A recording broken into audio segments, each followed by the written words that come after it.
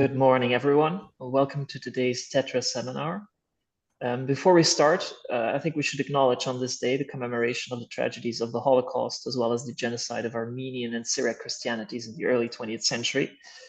So it's fortuitous that we actually have an Armenian contribution today. Our speaker is Federico Alpi. He graduated in Armenology at the University of Bologna and obtained his PhD in Oriental Studies from the University of Pisa in 2015. Since then, he has held research fellowships at the University of Bologna, at Fondazione per le Scienze Religiose, and at the University of Modena and Reggio Emilia. And since 2023, has been working as a researcher at the University of Firenze. For FSCIRE, he has been coordinating the edition of the Armenian section of the Corpus Christianorum Consiliorum Ecumenicorum Generalium Quae Decreta since October of 2018. And in 2019-2020, he was also FSCIRE referent within the Resilience Religious Studies Research Infrastructure Project, which aims to create a distributed infrastructure of pan-European interest for religious studies. Federico's research interests focus on Armenian civilization and its contacts with the surrounding worlds between the 7th and the 14th centuries. He has published widely on the Armenian presence in the late ancient and medieval Mediterranean, and on relations between the Armenian and Greek and Latin churches in the Middle Ages. He has also worked on Armenian letter collections, in particular the correspondence of Grigor Magistros, the Armenian general who was in Byzantine service in the 11th century. Today, he will be speaking to us about the Nicene Creed in the Armenian tradition from the perspective of the Armenian version of the teaching of the 318 Fathers. Federico, the floor is yours. Thank you. Thank you very much for the introduction. Thank you for the hosting me here. It's a pleasure and an honor. Thank you also for the acknowledgement of the date of today, which marks the commemoration of the Armenian and Syriac genocide in the Ottoman Empire. It will not directly affect our presentation today, but it is something that unfortunately it's still important to acknowledge and keep in mind while doing our research and our studies. If I can, I may probably begin sharing my screen. Okay, and there we go.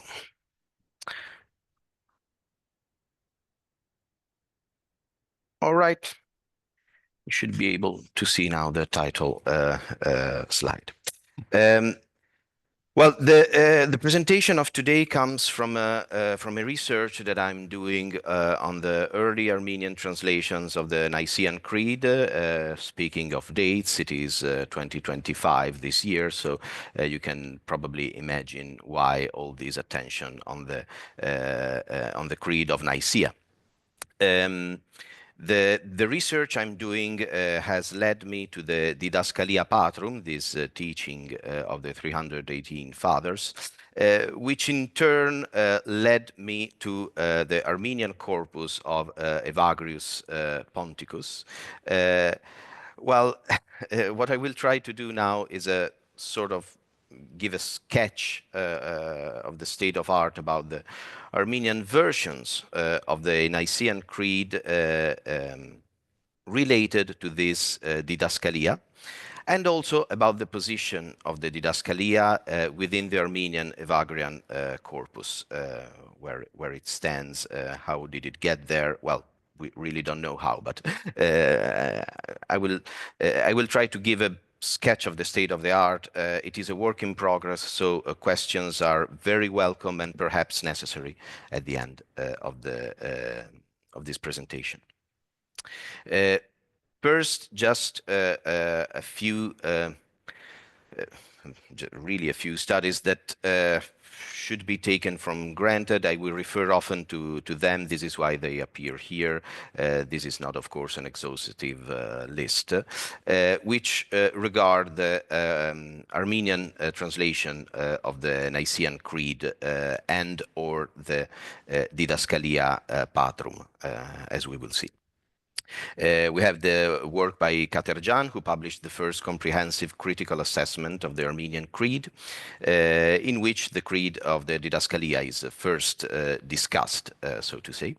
There is the edition of the Armenian corpus attributed to Evagrius Ponticus by Sargsyan in 1907, in which the text of the Didascalia, which we will see today, is included. Then there is a study by Giuseppe Luigi Dossetti, Il simbolo di Nicea di Costantinopoli, in which we have probably the best, not perfect, but best critical edition of the Nicene Creed in Greek, which also takes into account the Armenian witnesses and again, Didascalia Patrum itself. There is, of course, the study by Gabriele Winkler, who made the most extensive and comprehensive research on the evolution of the Armenian Creed, with a lot of insightful remarks on the Didascalia, again, and its creed. There is also the recent publication by Wolfram Kinzig, which contains the latest comprehensive work on early Christian creeds, with also a section on the Armenian Creed. There is, of course, much more than that, but there would not be time for a full review here, so we can leave it for later, if need be. The early Armenian versions of the the Nicene Creed, can be assigned roughly to three groups. There are those mediated by the Didascalia, of which we will talk today. There are indirect citations, quotations in Armenian historiographical works, mainly the Buzandaran and the work attributed to Agatangeros, which are both surviving in redaction of the later half of the 5th century, which were all collected by Winkler. There is also the Creed as it appears, the Creed of Nicaea, as it appears in the Armenian translation of the third letter to Nestorius by Cyril of Alexandria, which is published in the Armenian Book of Letters. In any case, I have mentioned extensively the Didascalia Patrum. What is it? I will try to summarize that now. So the Didascalia, you see the number of the Clavis Patrum Grecorum, 2298, is a text composed in Greek, probably by Epiphanius of Salamis or by his entourage, around 376. It survives in Greek in at least two recensions. And also it survives in Armenian, Coptic, Arabic, Ethiopic translations. You see very basic literature here. The text of the Didascalia has a tripartite structure, but with four elements. And there is a reason for that. It is important to keep in mind this structure because we will refer to that later. So the text opens with the symbol of Nicaea, plain and simple, with minor variations, but that's more or less the symbol of Nicaea. Then is followed by an ecthesis, which is basically a dogmatic explanation of the creed's contents and with further details about what the dogma is on the Father, the Son, the Holy Spirit, and so on.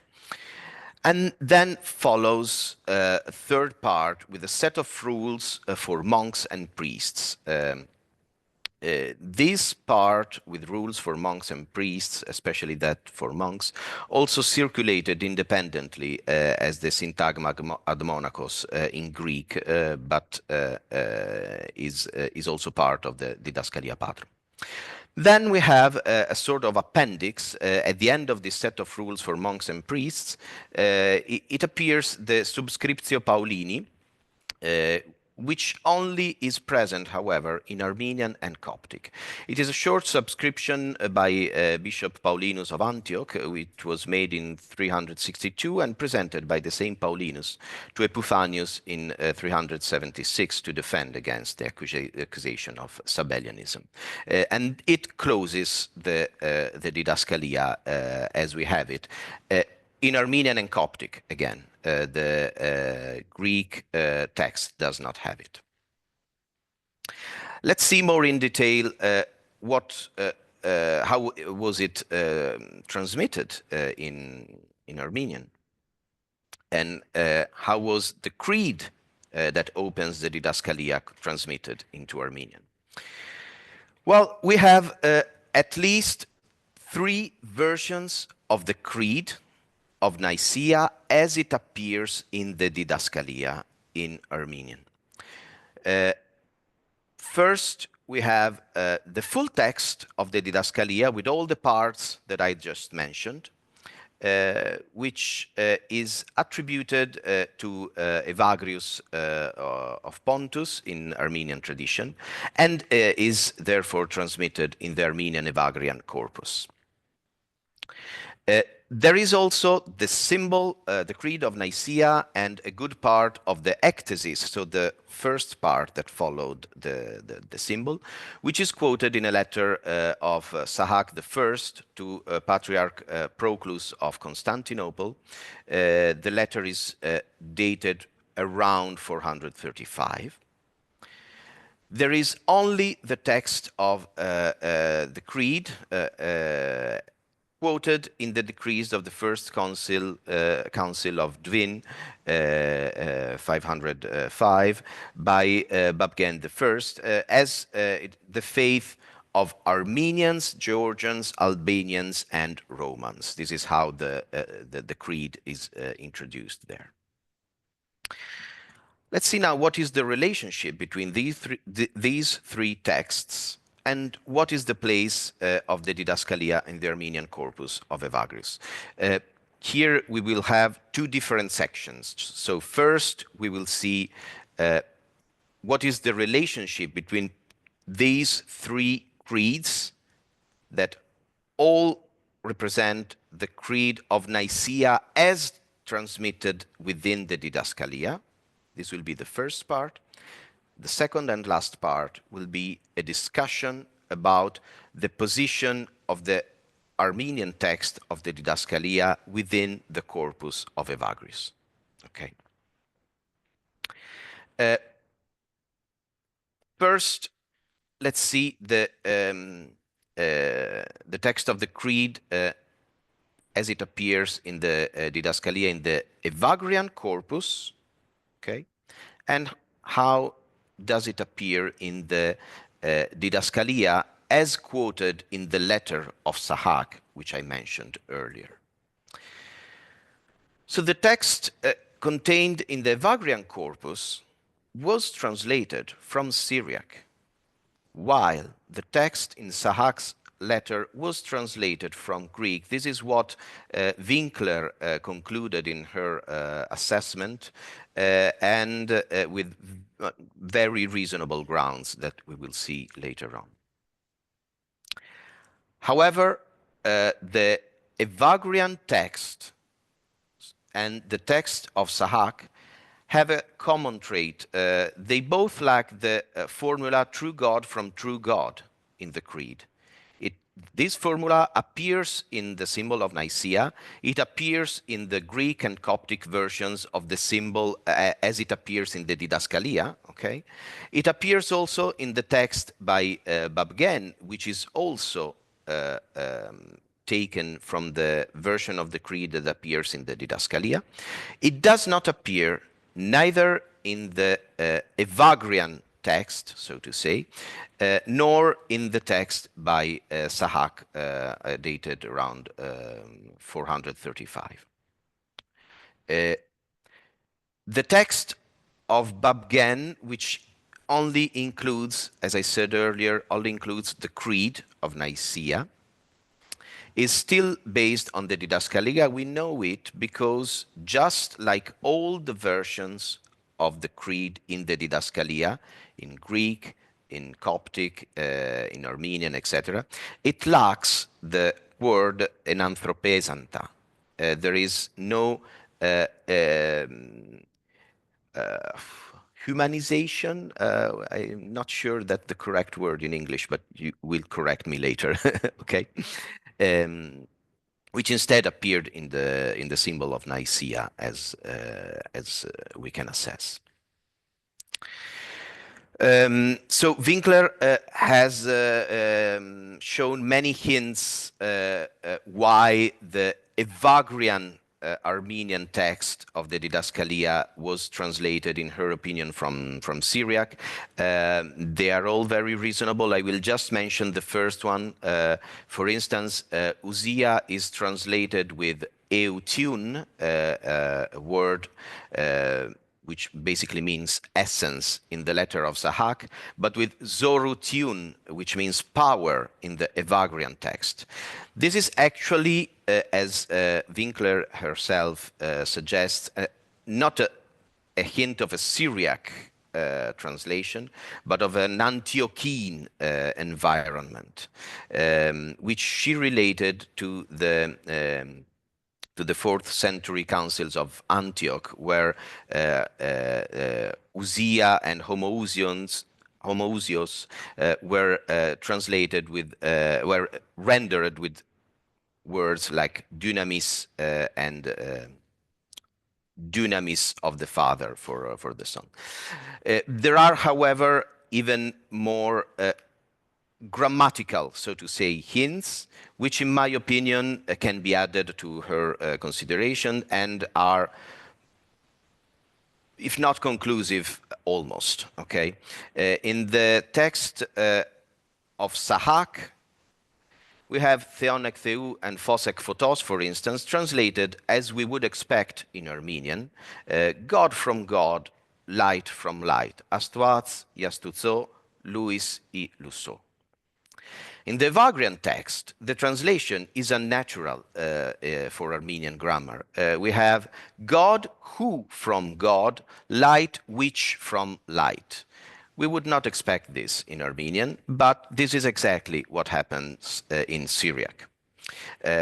So apart from all the considerations by Winkler, I would just add this, which is a very strong hint, in my opinion. This has, of course, chronological consequences. Why? Because even though there is a debate on the letter of Sahak, we can still be quite confident that it can be dated around 435. The letter itself, if not the Armenian text that we have. But that date, 435, is no more a terminus ante quem for the Armenian translation of the whole Didascalia as we have it now. Unlike what Sargsyan, the editor of the Armenian corpus of Evagrius, and still Dossetti thought. Because we have two different translations, one from Greek, one from Syriac. The Armenian version of the Didascalia, the full text of the Didascalia in all its parts, therefore, could also have been translated later, and in any case from a Syriac version, which is now lost, except from one tiny fragment in manuscript British Library 14532. Well, you have the reference here. In any case, we can get back to that. So we can still be quite sure that the Didascalia and the creed it contains was translated from Syriac quite early, but we don't know when exactly, and therefore I tried to study its position within the Armenian corpus of Evagrius to see if there could be hints about when it was translated. unfortunately, there is no definitive proof, except the fact that the translation of the Didascalia and the creed it contains in the Evagrian corpus occurred probably rather early and probably only once, or at least everything we have comes from a single archetype. We can infer that because in all Armenian manuscripts that have the Didascalia within the corpus of Evagrius, the text of the Didascalia is split in two.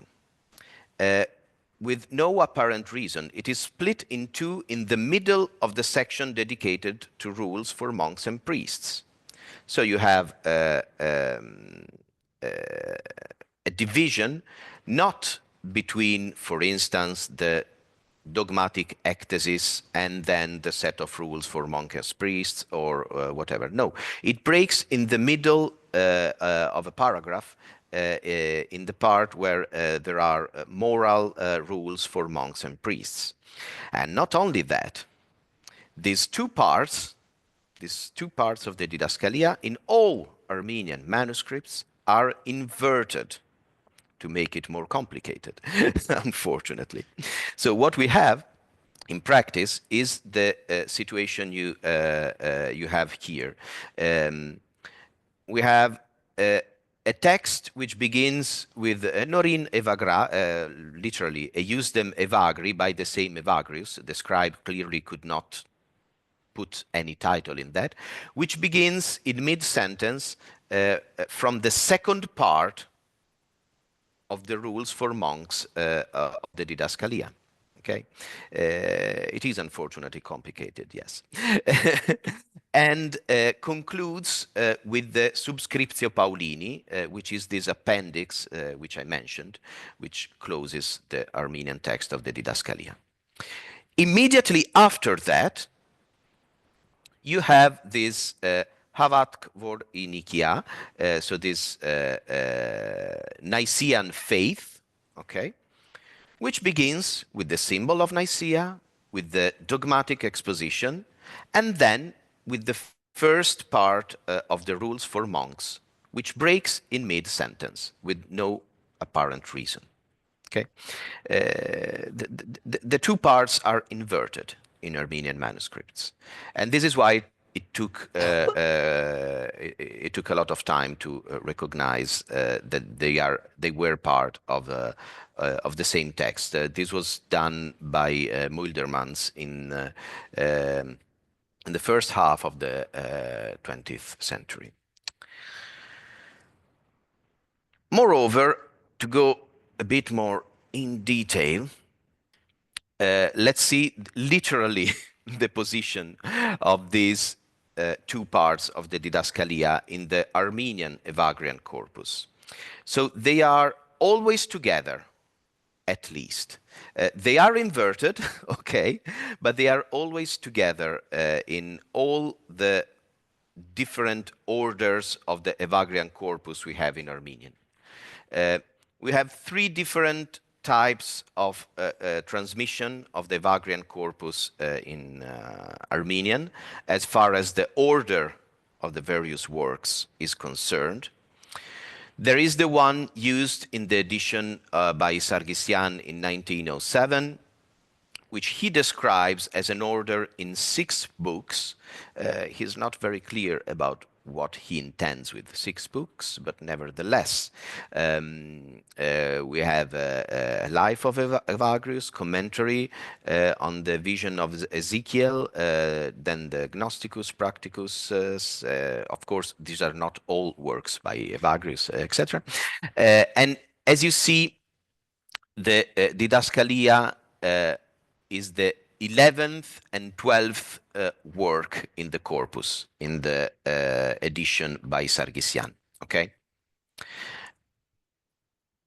However, there are manuscripts with a different order of the Evagrian corpus, which Sargsyan describes as in 3 books, where the Didascalia is placed towards the beginning, as you can see, in what would have been book 1. Oh, sorry, I left that in Italian. Apologies.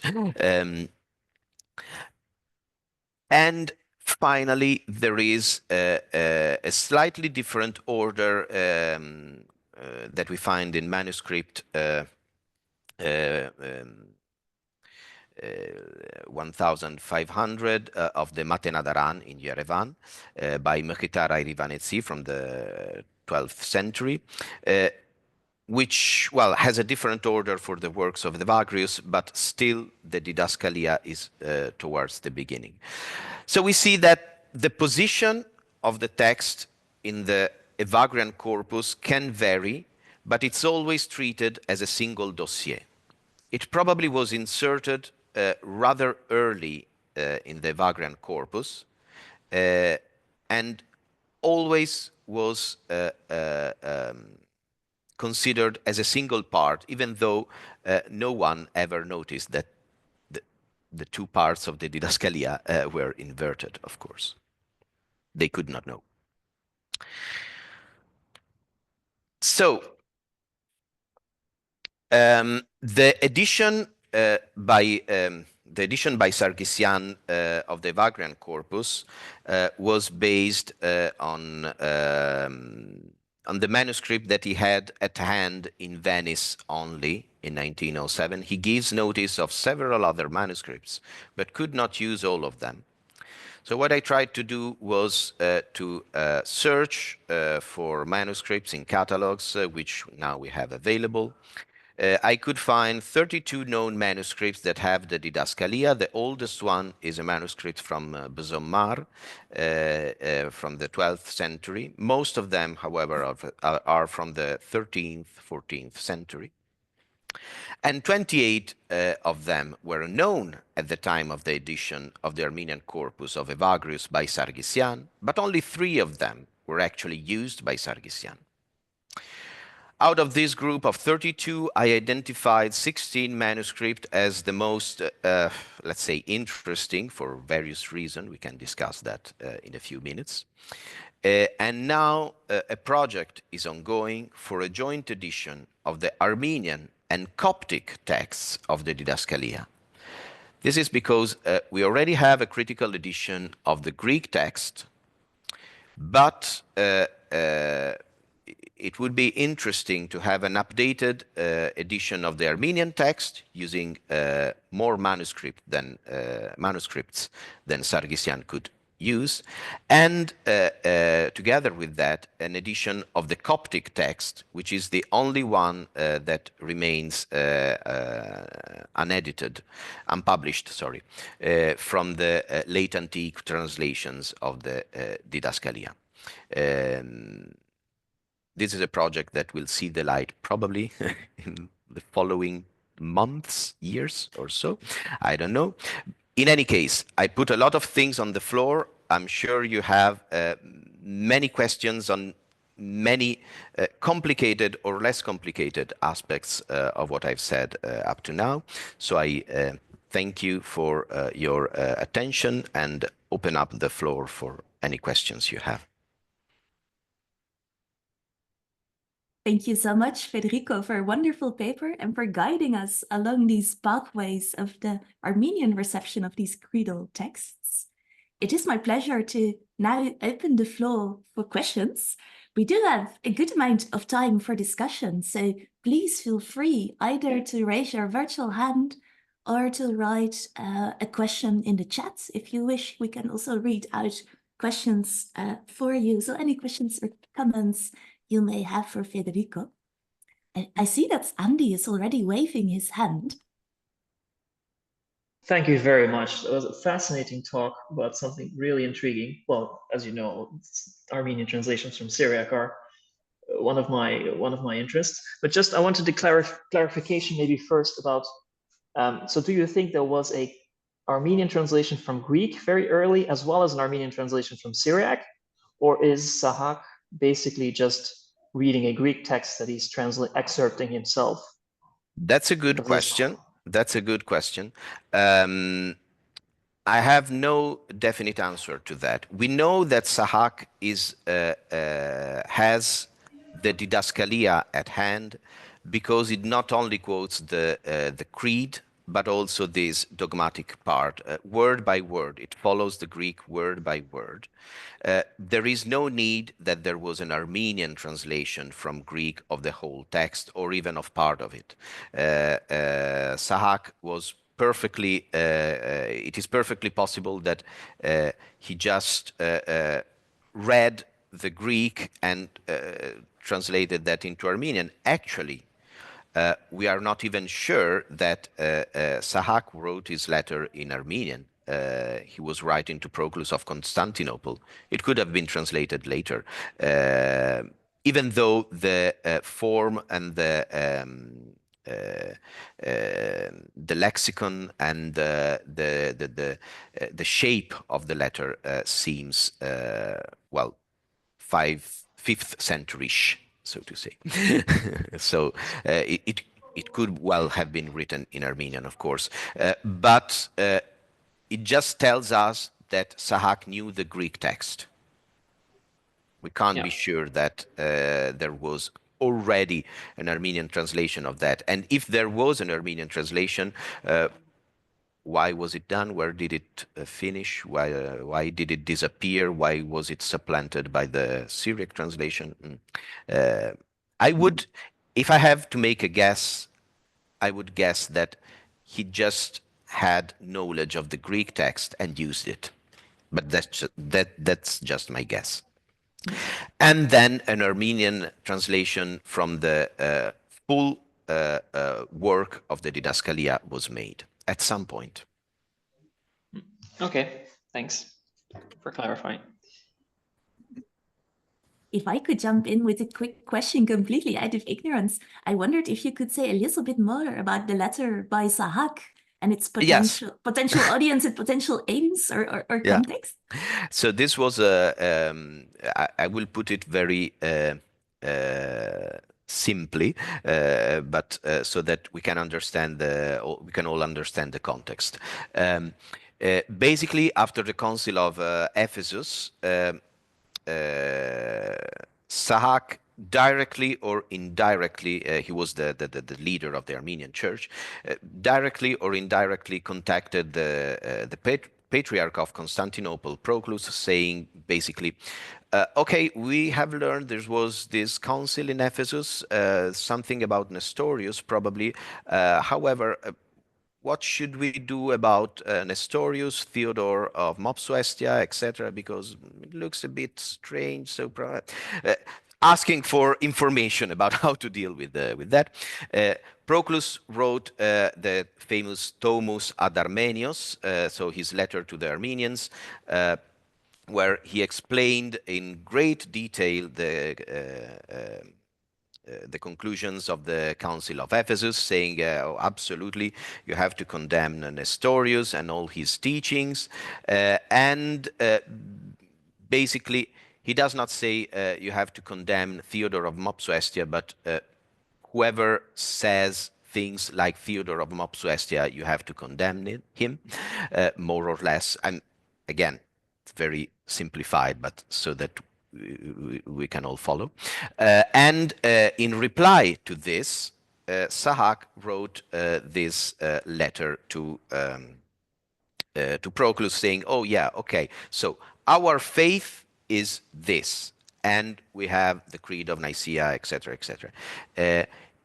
We have no hint of heretics here right now, but if we find any, we will be sure that they are outcast and punished, etc.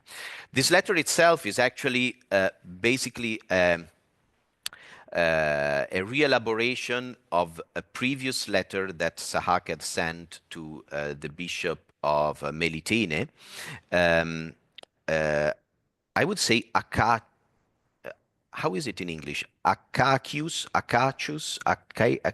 I have no idea how to say that, sorry. Which has basically the same content, identical content, more or less, but without the creed and the part quoted from the Didascalia. It's shorter, less elaborated. So some people thought that this could be this letter by Sahak could be a forgery, saying, well, it's basically the same letter he used earlier for the Bishop of Melitene. He cannot have recycled a letter for a Patriarch of Constantinople. Actually, in late antique epistolography, it was quite common to reuse letters and re-elaborate them. So that's not a definitive point. Thank you. Thank you also for highlighting these trans-regional aspects of the correspondence. Yeah. Yes, very interesting. Yeah. I believe there also is a question by Georgia. Yes, there is. Thank you very much, Federico. I learned really a lot. I actually have two questions, if that's all right. The first one, it's something that I probably missed, but I was wondering whether you could remind us if the Creed included in the First Council of Dvin is translated from Greek or from Syriac? Oh, yeah, I did not mention that. Okay.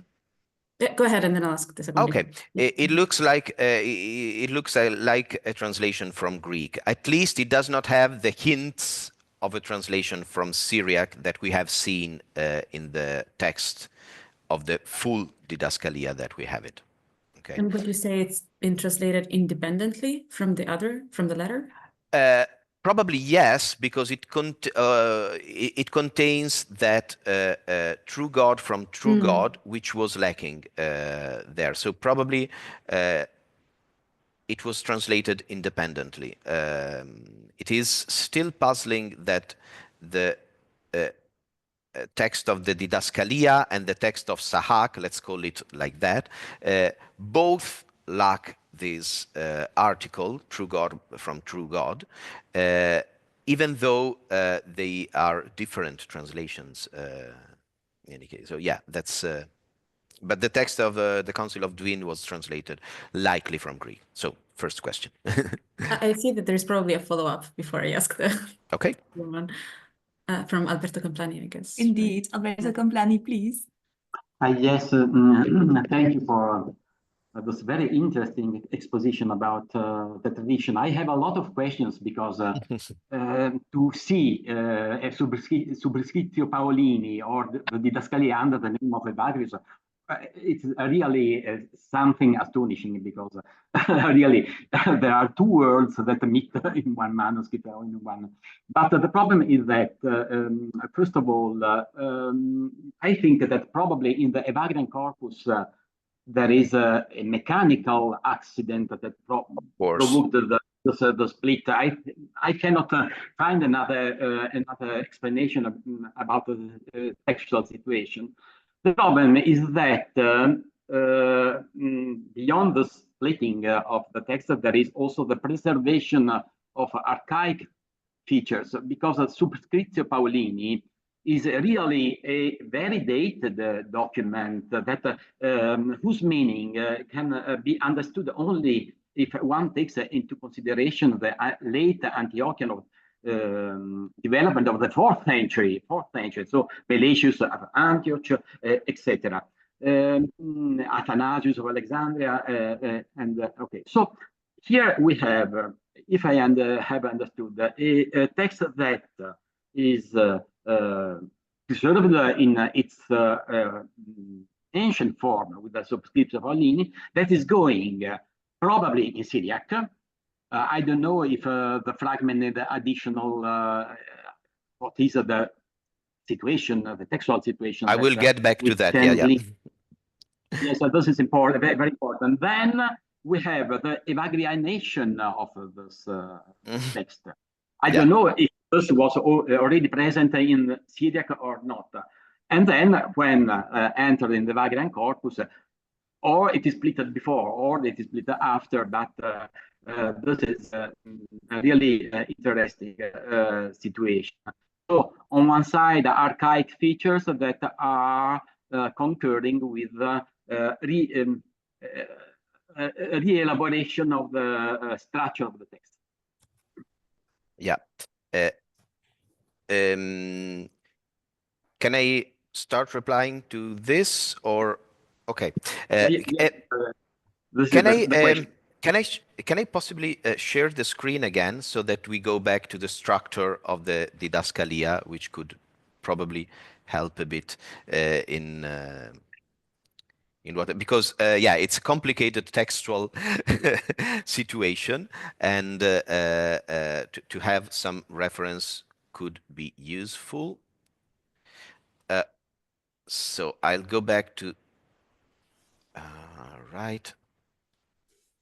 Wait. To the structure of the test. Yes, the accident with the Armenian. Where was it? Here. The accident within the Armenian tradition was clearly mechanical. Must have happened rather early because it affected all the tradition. Really all the tradition. But it was clearly a mechanical accident. Of course, there is no other explanation. And you see that even from the fact that copists sometimes added some ad hoc conclusions, like when they see that the text closes in mid-sentence, they say, well, in the name of the Father, the Son, and the Holy Ghost. Amen. They clearly were puzzled by this structure. In any case, as you mentioned, this subscriptio Paulini, you are seeing the screen, right? Yeah. This subscriptio is a very archaic feature, yes, which is shared, by the Armenian and Coptic only. But since we know that Armenian was translated from Syriac, it had to be also in Syriac tradition. Yeah. What we are trying to understand together with Costanza Bianchi, my colleague, whom you know very well, who is studying the Coptic part. It seems, if you look at the structure, you have a very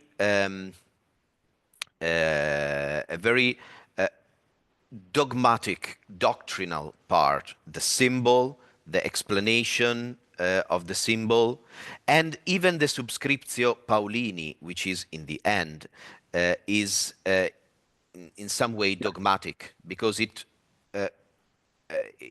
links back to the ectasis with saying, okay, I believe as such. This is what the subscription looks like. Yeah, it's about doctrine. In the middle, you have this set of rules for monks and priests, which is also, incidentally, the part where you have most variation between the Greek, Armenian, Coptic, and other versions of the Didascalia. While on the other hand, it is not unexpected, of course, the dogmatic doctrinal part is almost followed word by word, okay, in Armenian and Coptic as well. So probably what we had was a rather doctrinal text to which the Subscriptio Paulini was appended with, this is our idea, our hypothesis, with some rules for monks and priests in the middle, which then were re-elaborated in the various traditions because they had the most practical application, especially if this text was copied in monastic environments, of course. So there you have the most variations, and then probably if the Subscriptio Paulini was also present in the Greek original, probably it was dropped because, as you say, no one felt that the use of it, it was not relevant anymore as rules for monks and priests, after the rules for monks and priests. And we can see that even the Armenian copists had no idea what to do with this subscription. They had no idea who Paulinus was. In one case, you have in a manuscript, you have this remark by a copyist or a comment, so to say, where he said, well, this Paulinus, Paurin in Armenian, it becomes, probably was someone from the polis, so a citizen, because he has no idea who this person was and what does it have to do with the rest. So yeah, there is a lot to discover yet and to understand. What we are trying to understand, if there was a sort of original structure which included the subscriptio, which was then translated in Armenian, Syriac, Syriac and Coptic, and then from Syriac to Armenian. Last thing, yes, there is a fragment in Syriac, which is just a very short sentence. Let me recover it, because I wanted to give you info. Oh yeah. It is a fragment from the dogmatic part of the Didascalia, from the ectasis, from the second part, where it basically says we anathematize those who do not believe in the resurrection of the flesh. Unfortunately, this part is not translated in the Armenian version of the Didascalia, neither in the Evagrian corpus nor in the letter of Sahak. There are a few sentences that are not translated that appear in Greek but not in Armenian. And this sentence, unfortunately, is among them. So I cannot make a comparison between this very tiny Syriac fragment and the Armenian text that we have, unfortunately, again. So that was a long answer, but I hope I touched all the points. Thank you so much. I believe we still have part of Georgia's question to return to, and then afterwards there would still be space for another question. Yes. Of course. Thank you. Yes, I do have still more a curiosity than, question. If I got your argument correctly, at the beginning you said that besides the texts depending from the Didascalia, we also have translation from the creeds in historiographical works and in the translation of Cyril's third letter, right? Did you have a chance to look at these translations? Can you tell something about them? In the historiographical works? Oh yeah. This was very well covered by Gabriele Winkler in her study. She shows very well how this earlier quotation show a Syriac background influx on the early Armenian church. We have, for instance, the recurrence not only of this translation of ousia and related forms such as homoousios as power, which again, however, is, as far as I can tell, an Antiochism, not a Syriacism, because I have not, I mean, usually when I see creeds in Syriac, I find ousia translated as kiana or ifutha or ousia, but not as the Syriac word for power, not that I know of course. Please prove me wrong, because that would be very helpful. But there are other hints. For instance, the incarnation rendered as wearing the body is something that we find also in early Armenian historiography, which is clearly a calque from the Syriac expression, wearing the flesh. You see it here. So yeah, Winkler showed that in a very clear way. I would refer to that. She's probably sometimes a bit more very systematic in seeing a shift in stages and very clear phases from Syriac influx to Greek influx. Actually, what we see with this double translation of the Creed and the ectasis of the Didascalia, it is also possible that the two went side by side, so the two influxes from Greek and Syriac were contemporary and not necessarily in a very clear line from point A to point B. That's what I can say.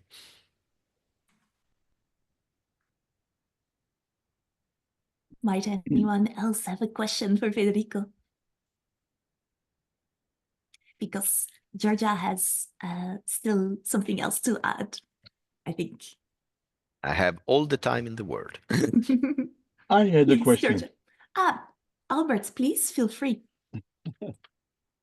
Thank you very much for the beautiful presentation. I had a question about the Nicene Creed and the influence from the Constantinople point of view and Chalcedon. And is there a difference in the states in the Evagrian corpus that you can say it's really the Old Nicene or the Constantinople or the Chalcedon? Yeah. Do you understand my question? Absolutely, absolutely. This is